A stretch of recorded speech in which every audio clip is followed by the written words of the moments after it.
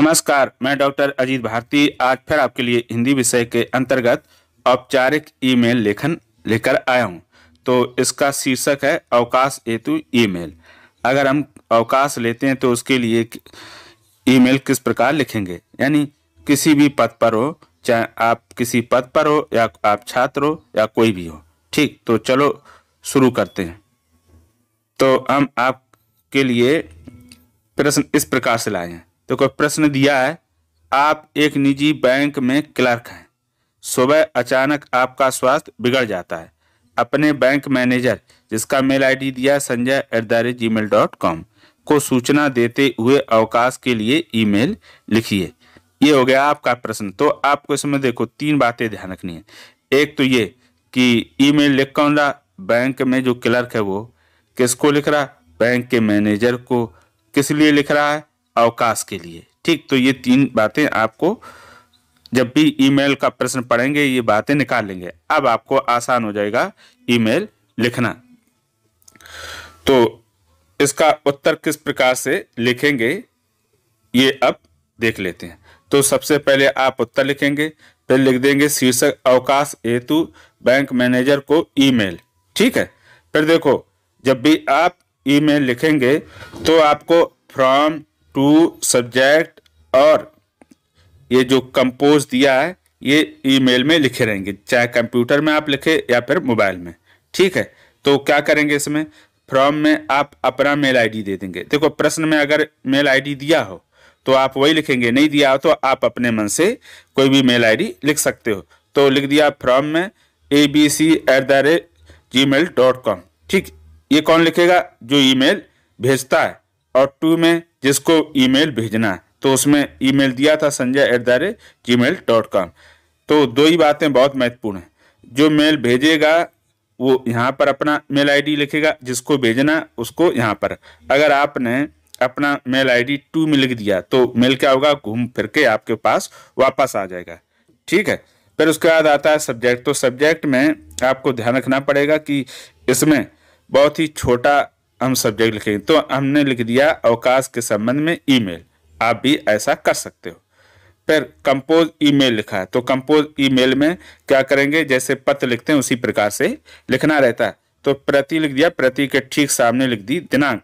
तो दिनांक 10/7/2000। ठीक, अब 2x इसलिए बना दिया क्योंकि हम जब भी परीक्षा में या कॉपी में दिनांक लिखेंगे तो हमेशा छुपा देंगे।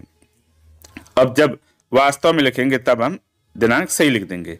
इतना करने के बाद फिर नीचे लिख देंगे आप प्रबंधक महोदय, फिर कोई भी बैंक का नाम लिख दो। अगर उसमें प्रश्न में बैंक का नाम दिया तो वो लिख दो, अगर नहीं दिया तो आप मन से कोई सा।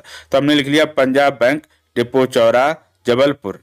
ठीक, उसके बाद फिर नीचे नई लाइन से लिख दिया महोदय और कॉमा लगा दिया। उसके पश्चात आप अब मेल लिखना शुरू करेंगे पत्र की तरह। तो इस प्रकार से उपयुक्त विषय के संदर्भ में विनम्र निवेदन है कि मेरा नाम खा है, मैं बैंक में क्लर्क के पद पर कार्य करता हूँ। आज सुबह मैं बैंक आने की तैयारी कर रहा था, तभी अचानक पेट में तेज दर्द उठता है और मैं चक्कर खाकर गिर जाता हूँ। घर के लोग तत्काल फैमिली डॉक्टर को बुलाते हैं। उन्होंने यानी डॉक्टर ने फूड पॉइजन की बात कही, यानी उन्होंने कहा कि आपको फूड पॉइजन हो गया है, इसलिए चक्कर आके गिर गए। डॉक्टर ने कुछ दवाएं दी हैं और पूरा दिन आराम करने को कहा है। आगे उन्होंने कहा है कि इन दवाओं से सही हो जाओगे, डरने की बात नहीं है। अतः आपसे आग्रह है कि लगभग 2 दिन का अवकाश देने की कृपा करें। इतना ये हो गया आपका।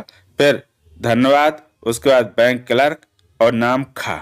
तो ये आपका पूरा ईमेल हो गया।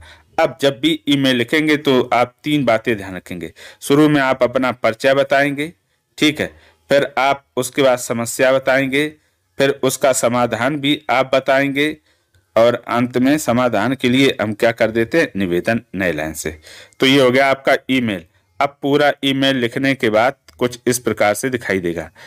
देखो ये आपका उत्तर है, तो इस तरह से दिखेगा। ये आपका फ्रॉम टू सब्जेक्ट कंपोज, फिर उसके बाद ये मेल, ऐसा इस प्रकार से दिखेगा। ये है ना।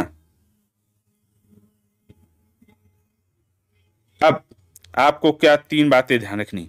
एक तो आपको क्या करना है, सबसे पहले आपको फॉर्मेट में लिखना है, ठीक है, क्योंकि जो ये फ्रॉम टू सब्जेक्ट ये तो ऑलरेडी उसमें लिखे रहेंगे, इसमें कोई बदलाव नहीं कर सकते, और ये कंपोज ईमेल, तो ये फॉर्मेट में ही लिखना है। दूसरा, आप जो ये ईमेल लिखेंगे हमेशा इनमें ऐसे शब्दों या वाक्यों का प्रयोग करेंगे जो आप शुद्ध सही लिख पाते हो। जो आपको कठिन मुश्किल लगते हैं उनका प्रयोग बिल्कुल ना करें। अगर आपने कठिन मुश्किल लिख दिए तो क्या होगा, अशुद्धि हो जाएगी और आपके अंक कट जाएंगे, ठीक, तो ये विशेष ध्यान रखना।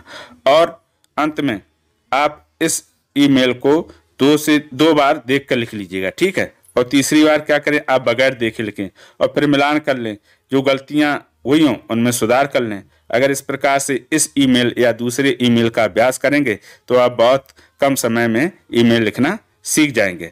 मैंने यहाँ पर आपको औपचारिक ईमेल अवकाश से संबंधित समझाने का प्रयास किया, बताने का। अगर उसके बाद भी कोई मन में डाउट हो तो हमें कमेंट करके अवश्य बता सकते। अगर कोई ऐसा प्रश्न हो जिस पर आपको ईमेल लिखना ना आ रहा हो और वो औपचारिक हो तो हमें वो विषय लिखकर भेज सकते हैं। तो आज के लिए फिर इतना ही। अब हम फिर मिलेंगे किसी नए विषय के साथ, तब तक के लिए धन्यवाद।